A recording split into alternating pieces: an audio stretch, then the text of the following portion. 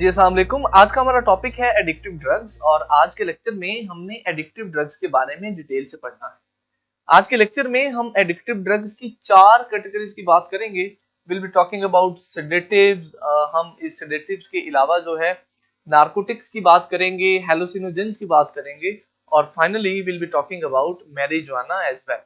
देखिए मेरा बच्चा, इससे पहले हम ड्रग्स की 2 कैटेगरीज मेडिसिनल ड्रग्स और एडिक्टिव ड्रग्स के बारे में पढ़ चुके हैं और एडिक्टिव ड्रग्स के बारे में हमारा कॉन्सेप्ट ये डेवलप हुआ है कि ये ऐसे ड्रग्स हैं जो इंसान को अपना आदी बना लेती हैं। इंसान हैबिचुअल हो जाता है इन ड्रग्स को लेने का। ये ऐसी अद्वियात होती हैं जो इंसान को जो है एडिक्ट बना देती हैं। तो इन्हीं ड्रग्स के बारे में हमने आज बात करनी है। इनके इस हवाले से हम 4 कैटेगरीज की बात करेंगे और सबसे पहली कैटेगरी है हमारे पास सेडेटिव्स की जनाब। So this is going to be the first category, sedatives मेरा बच्चा। भाई सेडेटिव्स जो हैं ये हमने पहले भी पढ़ा है कि दे कॉज सेडेशन। ये ह्यूमन बॉडी में सेडेशन काज करती हैं, गनूदगी एक तरह की काज करती है, इंसान सुकून सा फील करता है। अब सवाल ये है कि ये सेडेटिव्स जो है ये ऐसा किस तरह करती हैं। Basically what they do is they interact with central nervous system. आपका जो सेंट्रल नर्वस सिस्टम है ये उसके साथ इंटरेक्ट करती हैं टू डिप्रेस इट्स एक्टिविटी, और उसको कहती हैं कि तुम अपनी जो एक्टिविटी है ना वो कम कर लो। तो सेंट्रल नर्वस सिस्टम जो है अपनी एक्टिविटी मेरा बच्चा कम कर लेता है। जब हमारे सीएनएस की एक्टिविटी कम होती है तो उससे हमारी ब्रेन फंक्शनिंग स्लो हो जाती है और हम गनूदगी सी जो है ना वो फील करते हैं। तो इस किस्म की जो ड्रग्स हैं उनको हम सेडेटिव्स कहते हैं और ये एडिक्टिव होती है। एक बार इंसान इनको लेना शुरू करते हैं तो फिर जो है इनसे पीछा छुड़ाना मुश्किल होता है। सेडेटिव की एग्जांपल हमने पिछले लेक्चर में भी पढ़ी थी। भाई डियाज़ेपाम जो है वो एक सेडेटिव है basically. So this was the first category of addictive drugs. अब इस पहली कैटेगरी के बाद अगर आगे चलें तो हमारे पास दूसरी कैटेगरी है मेरा बेटा नारकोटिक्स। इन नारकोटिक्स को हम उर्दू में नशा आवर अद्वियात भी कहते हैं। नारकोटिक्स को हम नशा आवर अद्वियात भी कहते हैं। ये नार्कोटिक्स जो है ना बेसिकली दे इनका जो मेडिसिनल यूज है या इनका जो डायरेक्ट इंपैक्ट है बेसिकली वो है बेटा पेन किलर्स का। They are very strong pain killers और अक्सर औकात ये प्रिस्क्राइब भी की जाती है। यानी अगर किसी मरीज को नॉर्मल पेन किलर से आराम ना आ रहा हो, उसकी पेन बहुत ज्यादा सीवियर हो, तो डॉक्टर उसको नार्कोटिक्स भी प्रिस्क्राइब कर देते हैं कि भाई तुम ये ले लो तो तुम्हारी पेन जो है वो कम हो जाएगी, खत्म हो जाएगी। बट द पॉइंट इज कि लोग इसको इलाज के अलावा एक्सटेटिक यूज के लिए भी इस्तेमाल करते हैं। एक्सटेटिक यूज का मतलब है कि फन के लिए, तफरी के लिए भी लोग इसको इस्तेमाल करते हैं। बिकॉज ये जो नार्कोटिक्स होती हैं ये पेन किलर तो है ही है ना। जो कैंसर के मरीज होते हैं वो ज्यादातर नार्कोटिक्स यूज करते हैं, डॉक्टर उनको प्रिस्क्राइब करते हैं तो उनकी पेन जो है वो इससे काफी कम हो जाती है। बट जैसे कि मैंने आपको बताया कि नार्कोटिक्स जो है वो एक्सटेटिक यूज के लिए भी इस्तेमाल होती है। एक्सटेटिक यूज का मतलब आप ऐसे समझिए कि प्लेयर लेने के लिए। ये जो नार्कोटिक्स हैं इनकी क्वालिटी ये होती है या इनकी जो फंक्शनिंग है वो इसमें भी है कि इनकी इनटेक से इंसान खुशी फील करता है, humans feel happy, player hormone release होते हैं और उस कंडीशन को एक्सटेसी बोलते हैं। तो एक्सटेटिक यूज के लिए भी ये नार्कोटिक्स मेरा बच्चा यूज की जाती है। अब इन नार्कोटिक्स की कैटेगरी में हमारे पास 2 मेन जो है ड्रग्स हैं। एक है मेरा बेटा मॉर्फिन और दूसरी है कोडीन। नंबर 1 इज मॉर्फिन और नंबर 2 इज कोडीन। ये मॉर्फिन और कोडीन जो है ये दोनों बेसिकली प्लेयर के लिए इस्तेमाल की जाती हैं और इन दोनों को सोर्स एक ही है इंटरेस्टिंगली, और उस सोर्स का नाम है बेटा पोपी प्लांट। ये हमने पहले भी पढ़ा कहीं कि पोपी प्लांट से जो है ना वो मॉर्फिन बनती है। तो ये जो पोपी प्लांट होता है बेसिकली ओपियम पोपी इसको कहते हैं, इससे ये दोनों ड्रग्स बनती हैं और लोग जो है इनको इस्तेमाल करते हैं। ये जो दोनों ड्रग्स हैं और हमारे पास मॉर्फिन है और कोडीन है, ये भी बेसिकली पेन के किलर के तौर पे भी काम करती हैं और प्लेयर की फीलिंग भी देती हैं। बट इन दोनों का जो सबसे बड़ा नुकसान है मॉर्फिन और कोडीन का, वो ये है कि दे आर हाईली एडिक्टिव। ये बहुत ही ज्यादा एडिक्टिव है, यानी एक बार जो इंसान इनको लेना शुरू कर दे, इनकी इनटेक शुरू कर दे for the feeling of pleasure और समथिंग एल्स, तो फिर उसके लिए इनसे जान छुड़ाना बड़ा मुश्किल हो जाता है, क्योंकि इनकी एडिक्टिव पावर, एडिक्शन की पावर बहुत ज्यादा है। हमारे पास तीसरी कैटेगरी है जी एडिक्टिव ड्रग्स की, hallucinogens. Now this is one of the most interesting category I would say, hallucinogens बेटा। अच्छा, हेलोसिनोजेंस जो है ये एक काम करती हैं हमारी बॉडी में, दे कॉज हेलोसिनेशन। हेलोसिनेशन अब जो है ये बड़ा इंटरेस्टिंग कॉन्सेप्ट है।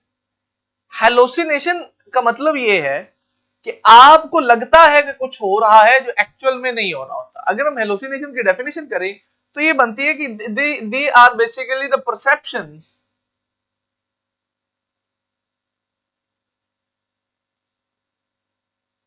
that have no basis in reality। आपको ऐसे ख्याल आते हैं, आपको ऐसा लगता है जिसकी हकीकत में कोई बुनियाद नहीं होती, बट आपको लगता है कि ये रियल है। मिसाल के तौर पे, अगर एक बंदा हेलोसिनोजेंस को इनटेक कर लेता है तो फिर उसको ऐसा फील होता है शायद कि जैसे वो हवा में उड़ रहा है, बट एक्चुअली वो हवा में नहीं उड़ रहा होता। उसको ऐसा लगता है कि मेरे इर्द गिर्द फूल ही फूल है, बट ऐसा नहीं होता। तो ये जो हेलोसिनोजेंस है ना, ये बड़ी डेंजरस होती है। अगर जो भी बंदा इनको इनटेक करता है, ये उसके माइंड में हेलोसिनेशन कॉज कर देती है। दे चेंज द परसेप्शन। इंसान का जो सोचने का तरीकाकार है, इंसान के जो ख्यालात हैं, ये उसको ही पकड़ के चेंज कर देती है। सो this is the basic concept of हेलोसिनोजेंस। ये हमारी बॉडी में ये काम करती है। आपकी बुक में अब दो हेलोसिनोजेंस का जिक्र है। एक तो है जिसका नाम है जी मेस्कलिन। ये आपके पास पहली हेलोसिनोजेन है, और दूसरी जो है उसका नाम है साइलोसिन।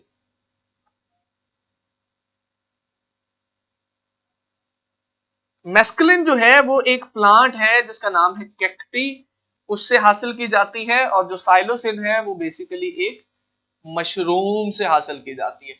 और ये इन दोनों का काम ये है, ये हेलोसिनेशन जो है वो कॉज करती है।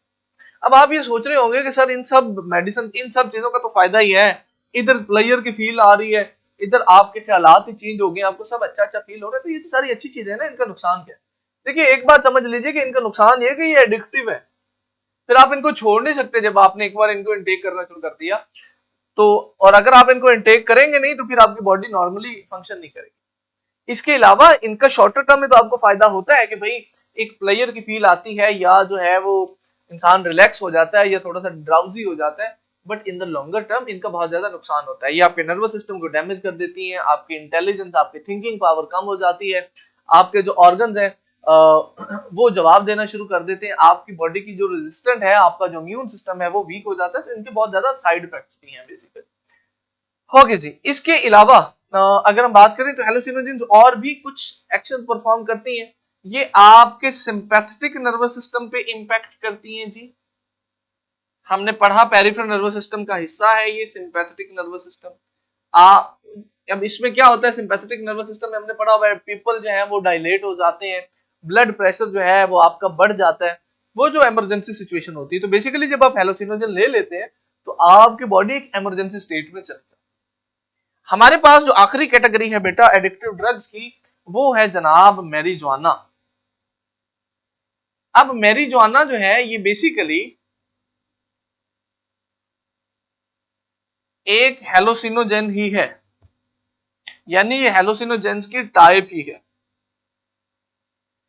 लेकिन ये इतनी बड़ी हेलोसिनोजेन है कि हम इसको आज अलहदा डिस्कस कर रहे हैं। उर्दू में बोले तो मैरिजुआना को हम चर्च कहते हैं। आपने अक्सर नाम सुना होगा कहीं ना कहीं। मेरी दुआ है कि ना सुना हो, ना ही आपका वास्ता पड़ा हो ऐसी चीजों से। एनीवे, तो मैरिजुआना जो है ये हेलोसिनोजेन है basically, and it is smoked. इसकी इनटेक का तरीकाकार ये है कि लोग इसको स्मोक करते हैं, ठीक है जी, पीते हैं, स्मोक की फॉर्म में जो है ना इसको इनटेक करते हैं। अब वो टोबैको के साथ मिला के भी करते हैं और रॉ फॉर्म में भी करते हैं। सो मैरिजुआना जो है इसको स्मोक किया जाता है, हेलोसिनोजेन है ये। और ये हमें हासिल होती है एक प्लांट से जिसको हम कहते हैं जनाब मैरिजुआना प्लांट। मैरिजुआना प्लांट जो है, ये मेरा बेटा दो प्लांट हैं जिनको मैरिजुआना प्लांट कहते हैं। एक है जी कैनाबिस सैटिवा और एक है कैनाबिस इंडिका। ये दोनों सेपरेट स्पीशीज है, कैनाबिस इंडिका और कैनाबिस सैटिवा। इन दोनों को हम कॉमनली मैरिजुआना प्लांट ही कहते हैं और इनके लीव से और इनके फ्रूट से जो है वो मैरिजुआना बनती है। मैरिजुआना का हमारी बॉडी पे इंपैक्ट ये है कि ये एक feeling of well being create कर देती है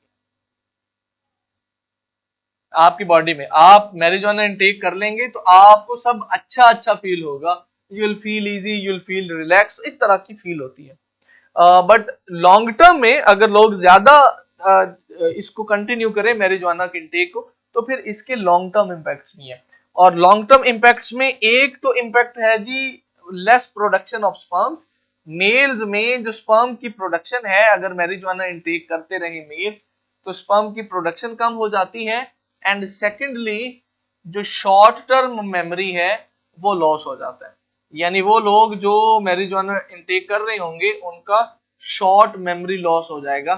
जो शॉर्ट टर्म मेमोरी होती है वो उनकी उतनी ज्यादा स्ट्रांग नहीं होगी। तो ये मैरिजुआना के हमारी बॉडी के ऊपर इंपैक्ट्स हैं इन द शॉर्ट टर्म और इन द लॉन्ग टर्म। तो आज के लेक्चर में हमने एडिक्टिव ड्रग्स की भी चार कैटेगरीज को अंडरस्टैंड किया, सेडेटिव्स, नार्कोटिक्स, हेलुसिनोजेंस और marijuana. I hope you people get it. अगर आपको कोई सवाल हो तो आप मुझे पूछ सकते हैं। See you in the next class. Allah.